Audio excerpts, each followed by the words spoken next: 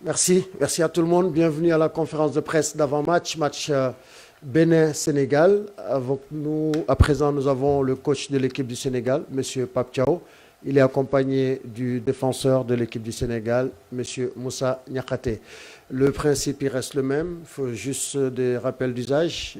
Mais veuillez mettre vos téléphones sous silence. Posez juste une seule question par média, parce que nous sommes nombreux. Et ensuite, déclinez votre identité avant de poser vos questions. Vous me permettrez juste de poser les deux premières questions au coach et aux joueurs avant de vous passer le micro. Coach, on va vers un match important, un match crucial contre une équipe que vous connaissez, que vous avez récemment joué, et qui est le Bénin. Comment vous préparez un match aussi important? Bonjour tout le monde. Nous préparons ce match avec beaucoup de sérieux et de calme. Nous analysons l'adversaire, ses points forts et ses points à améliorer. Donc maintenant, c'est à nous d'être plus tranchants et aussi être déterminés pour aller chercher cette victoire qui nous tienne à cœur, qu'on a envie d'obtenir demain. Voilà. Après, si on respecte notre plan de jeu et aussi on met les joueurs le maximum d'eux-mêmes, je pense que nous avons toutes nos chances pour obtenir cette victoire. Moussa, pour vous, la même question au niveau des joueurs. Qu'est-ce que vous vous dites? Comment vous vous préparez pour mieux aborder cette rencontre? Bonjour à tous. À peu près pareil que le coach. Aujourd'hui, demain, on fera face à une belle équipe du Bénin, qu'on connaît et qu'on respecte énormément. On a analysé un peu leur match. Ils ont fait un très beau match contre la RDC, où je ne sais pas s'ils méritaient forcément de perdre. Et ils ont gagné aussi face au Botswana. Donc s'ils sont là, c'est pas par hasard. Et on sait qu'ils vont essayer de tout faire pour nous mettre en difficulté. Donc ce sera à nous de jouer à notre niveau et de remporter ce match. Ici. Bonjour coach, je suis Mamoudou Ndiaye de la télévision Futur Média Sénégal. Coach, malgré les occasions créées, les attaquants ont encore manqué d'efficacité face à la RDC. Comment expliquez-vous ce déficit et quelles solutions envisagez-vous pour être plus clinique face au Bénin? Oui, bonjour Mamoudou. Je pense que dans le football, le plus dur, c'est de se procurer des occasions. Et on y travaille, on obtient des occasions. Maintenant, comme vous l'avez dit, il faut les concrétiser. Et comme on dit là aussi dans le football, le dernier geste appartient aux joueurs. Je pense que les joueurs, ils sont tellement déterminés et envie de savourer un but qu'ils se concentrent. Mais malheureusement, parfois, ça ne va pas au fond. Et parfois aussi, il y a un bon gardien en face. Et après aussi, ça peut nous mettre aussi en danger. Maintenant, on s'est bien préparé, on a travaillé devant le but, on essaye d'améliorer les choses. Espérons que demain, ça va payer. Question? Là-bas, derrière, au milieu. Là-bas, au milieu.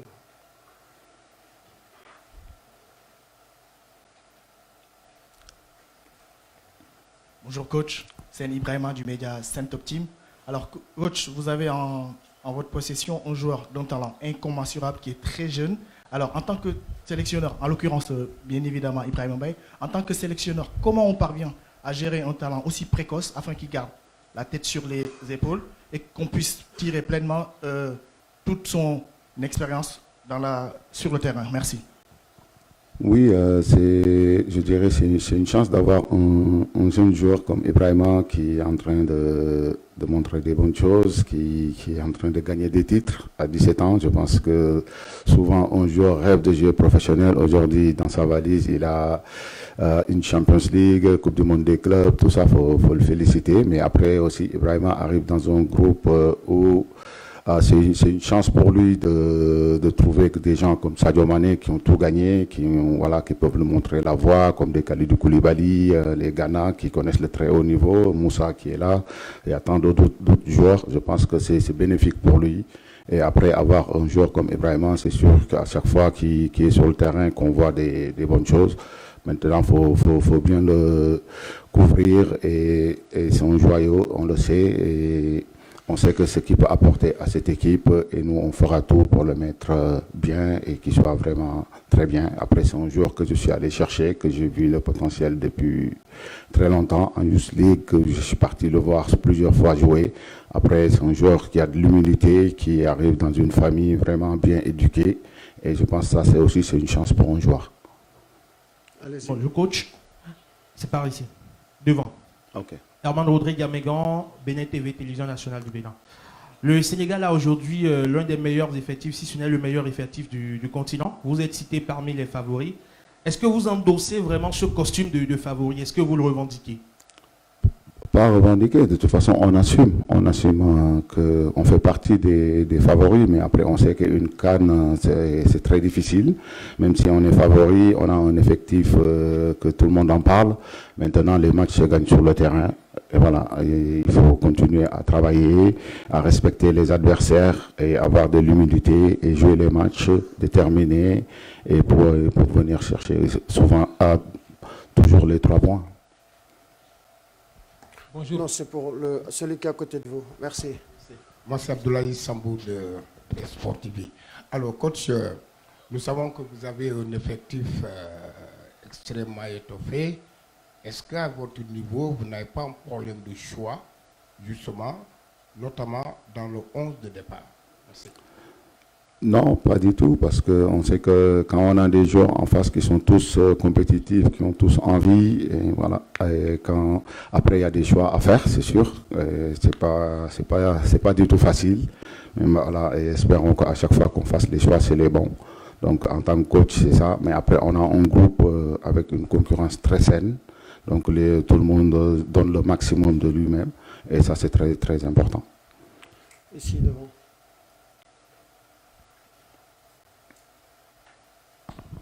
Bonjour coach, bonjour Moussa, Malansane des Sport TV. Coach, ma question est la suivante. Sur les 2 matchs que le Sénégal a livrés, pensez-vous que vous avez trouvé l'équilibre dans l'entrejeu sur cette organisation de 4-2-3-1? Merci. Oui, si on regarde sur certains aspects, bonjour Malang déjà, si on regarde sur les contenus des matchs, je pense qu'il y a eu l'équilibre, mais après dans un match, il y a eu beaucoup de phases. Parfois, on peut faillir sur certaines choses. Après, ça sert à ça de régler ça tactiquement. Maintenant, on a bien revu nos 2 matchs. On a vu qu'il y a certaines choses à régler. On est en train de travailler là-dessus. On va passer maintenant au joueur Moussa Niakate. Ensuite, on reviendra au coach. Oui, par ici. Bonjour Moussa, je suis Prosper Vondienko, Radio Cap FM Cotonou.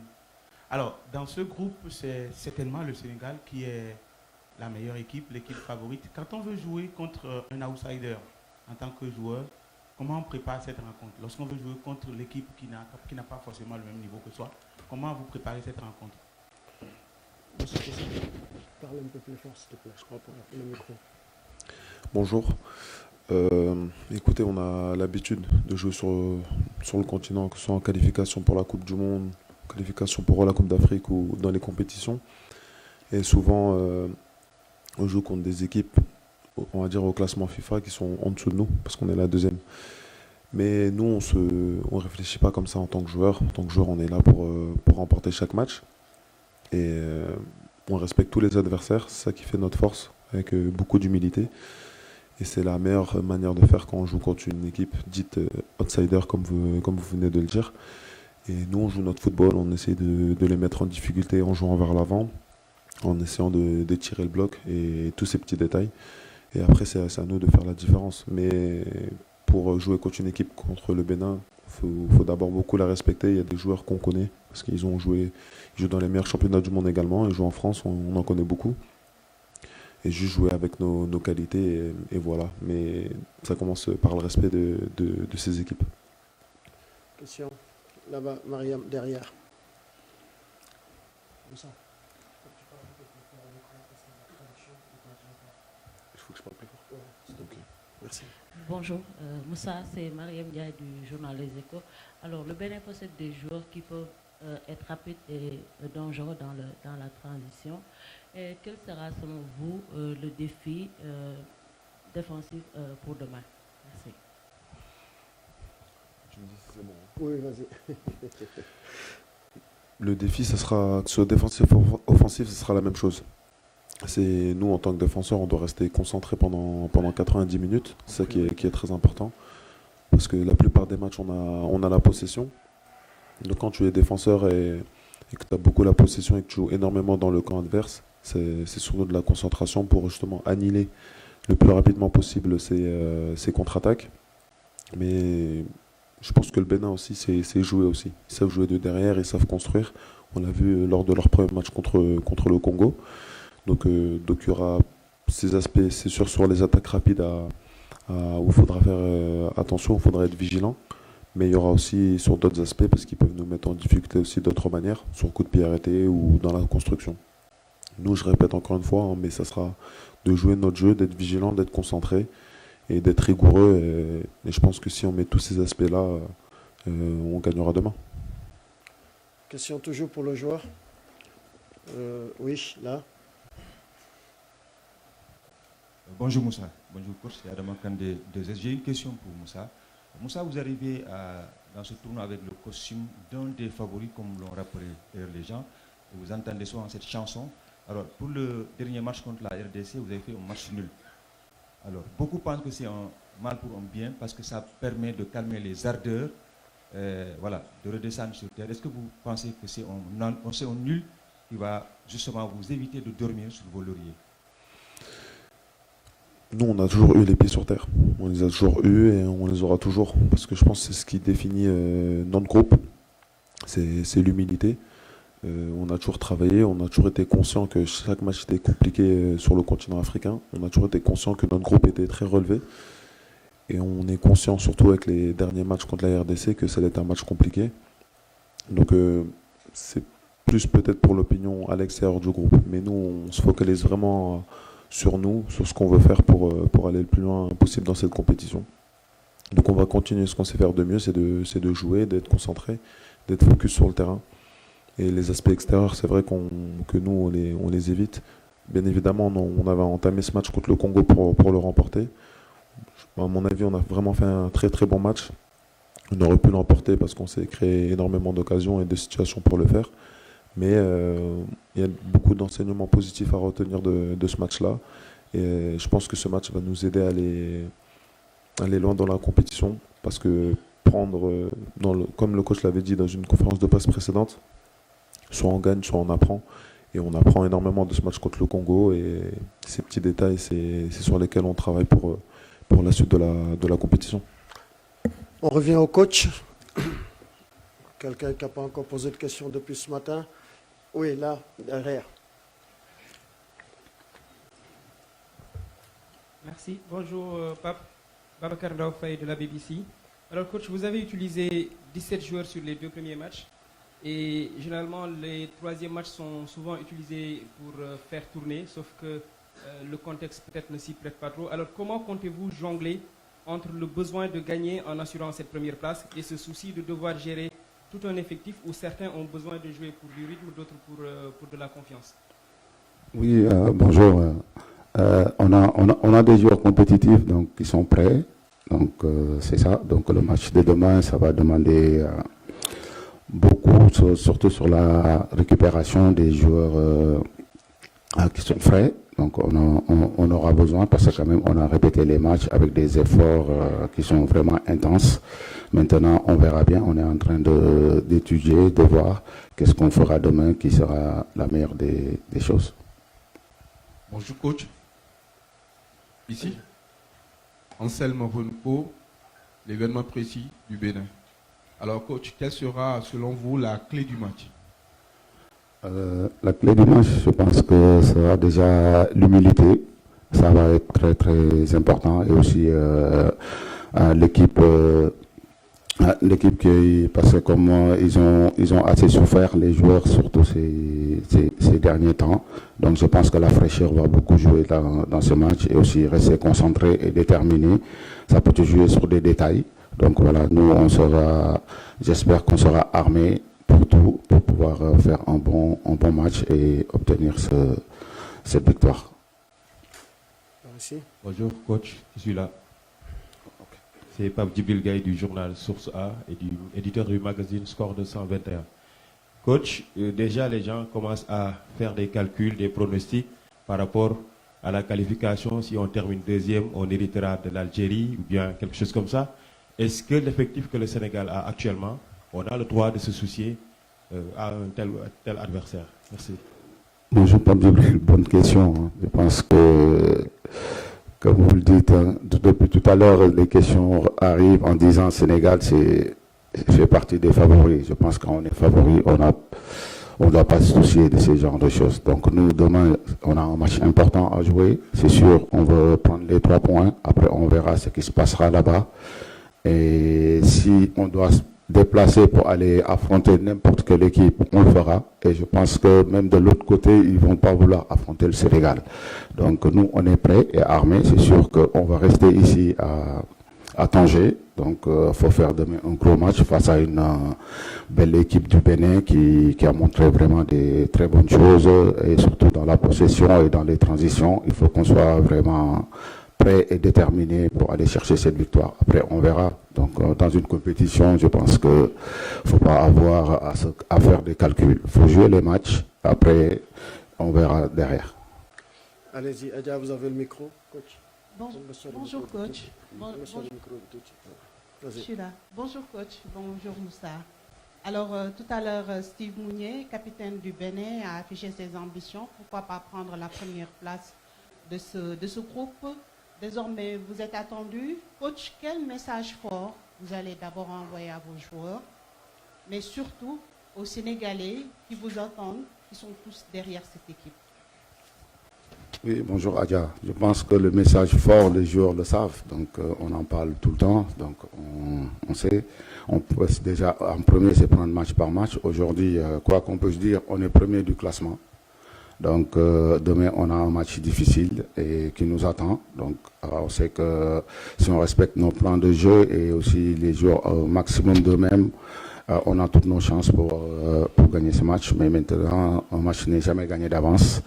Et on va rester concentré et pour pouvoir obtenir cette victoire et pouvoir garder la première place du groupe. Question.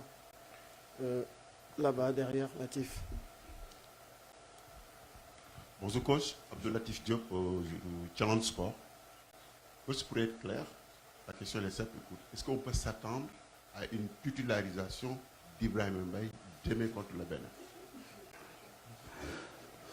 Bonjour Abdoulatif. Moi je préférais même, tu me dis, coach, donnez-moi l'équipe qui joue demain. Mais malheureusement, vous êtes obligé d'attendre demain. Ok. Là, derrière, ouais. Au milieu, devant. Leroy, je reviens vers vous après. C'est d'abord lui, ensuite je reviendrai vers vous. Bonjour coach, c'est Hassan Ba, ITV Sénégal. Coach, avant le début de la compétition, les principaux atouts offensifs du Sénégal étaient Iliman Ndiaye et Ismaïla Sarr. Mais depuis le début de la compétition, leurs prestations sont en deçà des attentes. Donc, est-ce que cela n'est pas dû à leur position, du fait qu'ils évoluent à des postes où ils n'ont plus des habitudes, comme Ismaïla à droite et Iliman à meneur de jeu? Oui, bonjour. Iliman à droite, Iliman c'est un joueur intelligent, Ismaïla pareillement, donc je pense qu'ils peuvent jouer dans tous les postes au front de l'attaque. Et aussi, ils ont la liberté de permuter, eux tous. Donc moi, pour ma ligne d'attaque, ils ont cette liberté, c'est sûr. Ben, après, si vous dites que c'est vrai que Ismaïla, on pouvait attendre, si vous dites qu'il n'a pas été à la hauteur, c'est sûr que Ismaïla qu'on connaît ces derniers temps, on ne l'a pas encore vu. Espérons qu'on va le retrouver le plus rapidement possible parce que c'est quelqu'un qui investit dans le collectif, qui se donne à fond. Malheureusement, il n'a pas encore la réussite et nous, on est là pour l'accompagner, pour l'aider avec Iliman. Espérons que ça peut se débloquer peut-être demain ou dans les autres matchs qui arrivent. Alors, on revient aux joueurs. Ensuite, je reviendrai vers le coach pour les derniers sets de questions. Oui, ici, pour le joueur. Bonjour Moussa, Dias Samb de RFI. Moussa, vous formez la charnière centrale avec Kalidou Koulibaly qui va disputer sa 5e sélection demain. Moi, je voulais savoir personnellement qu'est-ce que cela fait d'évoluer avec un joueur pareil et puis quel regard vous portez sur sa carrière. Avant tout, c'est un honneur de pouvoir jouer à ses côtés. Je parle en mon nom, mais je pense que beaucoup seront d'accord de l'un des meilleurs défenseurs du monde, surtout sur ces 15 dernières années. Mais plus que parler de footballeur, c'est un homme incroyable qui accueille les jeunes, comme vous avez parlé d'Ibrahim Baye tout à l'heure, mais quand moi je suis arrivé il y a 4 ans, c'était pareil. Que ce soit lui, Edouard, Ghana ou Sadio. Et Kouli, c'est vraiment la classe. C'est la classe sur et en dehors du terrain. Je ne savais même pas qu'il allait faire sa 100e demain. Mais c'est un exemple de longévité. C'est un exemple aussi de professionnalisme. Il prend soin de son corps, il est là à donner des conseils à tout le monde. Et moi, en tant que défenseur central, c'est très facile de jouer à ses côtés. Voilà, donc voilà, jouer à ses côtés, parler de lui, parler avec lui de sa carrière, de ses histoires, c'est juste magnifique. Donc moi, je suis très content de jouer aux côtés d'un joueur comme Kalidou et surtout de le connaître personnellement parce que c'est un exemple pour tout footballeur et pour tout Sénégalais. On reste toujours avec le joueur, Moussa. Là, devant. Bonjour, moi c'est Sornofal, journaliste du groupe des médias Saint-Tivisic FM. Comment avez-vous travaillé l'aspect mental, notamment la gestion du statut des favoris? Merci. Écoutez, comme je l'ai dit tout à l'heure, nous, en fait, on se préoccupe pas trop de ça. Vous savez, le foot, c'est un sport très, très difficile, donc on va pas se rajouter des mots de tête où il n'y en a pas. Les gens nous disent qu'on est favoris, nous on pense pas à ça, nous on pense à ramener la coupe au Sénégal et on sait que ça va passer par être concentré, humble et éviter toute spéculation ou tout mot de tête. Donc non, nous on joue juste notre football comme on sait faire depuis de nombreuses années, depuis de nombreux mois quand on joue les plus grosses nations mondiales, mais ça reste encore comme le coach a dit tout à l'heure, avec humilité, travail, concentré, rester sur nos forces. Et voilà, donc tous ces aspects-là, comme je l'ai dit tout à l'heure, c'est vraiment à l'extérieur qu'on en parle beaucoup. Mais nous, en tant que joueurs, staff, on ne pense pas à ça. Alors, on revient au coach pour prendre les toutes dernières questions. Là. Merci Aliou et bonjour coach. Bonjour Moussa. Coach, le débat est agité entre équilibre du milieu, inefficacité offensive, et percer des jeunes comme Ibrahim Mbaye et Sabali. Coach, ma question est là, est-ce qu'on peut s'attendre vraiment à des changements pour ce 3e match? Merci. Bonjour, je pense que la même question revient différemment. Donc je vais donner la réponse différemment. Donc voilà, attendre pour savoir s'il y aura des changements ou pas. Je pense qu'il faut un peu de patience. Je pense qu'on est à combien de temps du match? 24 heures. 24 heures, donc voilà, c'est pas long. Donc vous saurez que s'il y aura des changements ou pas. Mais là, je ne vais pas dévoiler. Déjà, il y a nos amis béninois qui sont là. Faisons que ça soit une surprise. Ok. Là, les 2 dernières questions. D'abord, Leroy derrière, ensuite Babacar, et on va devoir clôturer la conférence de presse. Bonjour coach, Leroy de Canal+. Une question sur Ibrahim Mbaye. C'est rare de voir un garçon de 17 ans s'imposer aussi vite dans un groupe, surtout en Afrique, où on sait que les anciens prennent souvent beaucoup de place. On croit savoir que son intégration a été validée par le trio Ghana, Koulibaly et Sadio. Est-ce que vous en avez parlé avec eux pour savoir un peu ce qu'ils en pensaient? Est-ce que ça compte pour vous que les anciens valident un nouveau joueur qui vient d'arriver? Oui, bonjour. Je pense que les joueurs sont très importants et surtout les cadres sont vraiment, je suis en phase avec, je discute beaucoup avec mes cadres. Je pense que Ibrahima est apprécié par tout le Sénégal. C'est pas que l'équipe, parce que à 17 ans, prendre cette décision de dire je viens jouer pour mon pays d'origine et pour rendre fier à mes parents, je pense que c'est un exemple. Donc à 17 ans, ça veut dire que même à 17 ans, on peut être un exemple. Aujourd'hui, il est bien accueilli dans ce groupe. Il trouve dans un groupe des gens, des patriotes qui montent la voie. Malheureusement, la seule chose que j'ai pas trop, je veux dire que j'aurais bien aimé qu'il qu'ils soient là le jour qu'on s'entraînait dans notre stade devant les 70 000 spectateurs. Il allait voir comment le pays l'aime et comment le pays est fier et content qu'il a pris cette décision. Babacar, allez-y, vous avez le micro. Ici, coach. Bonjour, Babacar Diarra de RFI. Je prolonge la question précédente de mon homonyme Babs sur la rotation de l'effectif, vu qu'il y a un enjeu sur cette troisième journée. Vous n'allez pas pouvoir finalement mettre une nouvelle équipe avec ces remplaçants qui n'ont pas débuté depuis ce début de compétition.